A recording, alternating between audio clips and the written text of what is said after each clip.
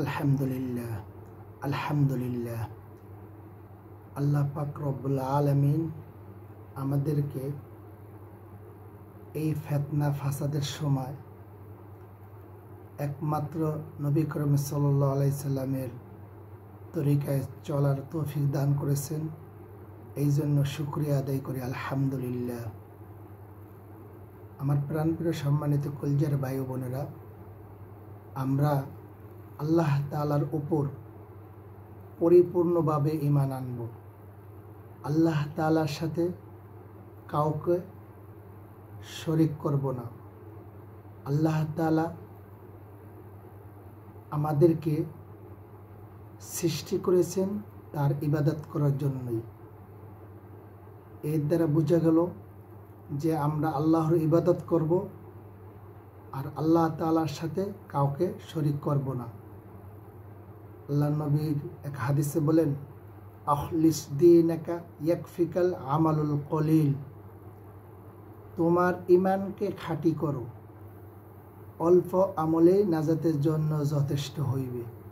এই হাদিস দ্বারা সুস্পষ্টভাবে বোঝা গেল যে সর্বপ্রথম আমাদেরকে ঈমান খাঁটি করতে হবে।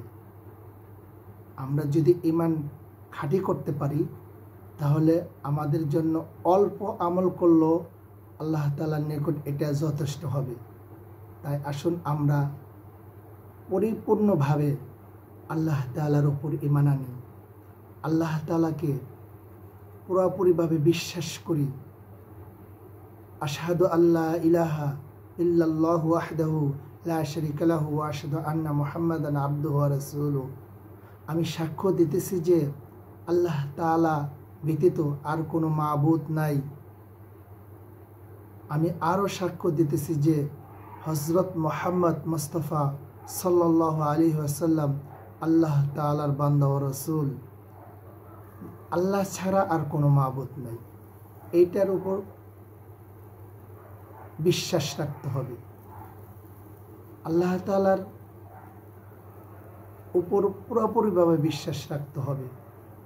কিঞ্চিত পরিমাণও আল্লাহর সাথে শিরক করা যাবে না। তাই আসুন আমরা যে যেখানে থাকি আমরা যেন ঈমানের সাথে থাকতে পারি, ঈমান পরিপূর্ণভাবে নিয়ে যেন থাকতে পারি। যদি থাকতে পারি আল্লাহ তাআলা আমাদেরকে জান্নাত দিবেন, জান্নাতের উচ্চ স্থান দান করবেন। তাই আসুন আমরা আল্লাহ তাআলার উপর পুরোপুরি বিশ্বাস রেখে এবং নবীর তরিকায় উপর চলার তৌফিক দান করেন। সবাই ভালো থাকবেন। আল্লাহ হাফেজ। আর এই ভিডিওটি অন্যকে দেখার জন্য, অন্যকে শোনার জন্য ভিডিওটি শেয়ার করে দিবেন।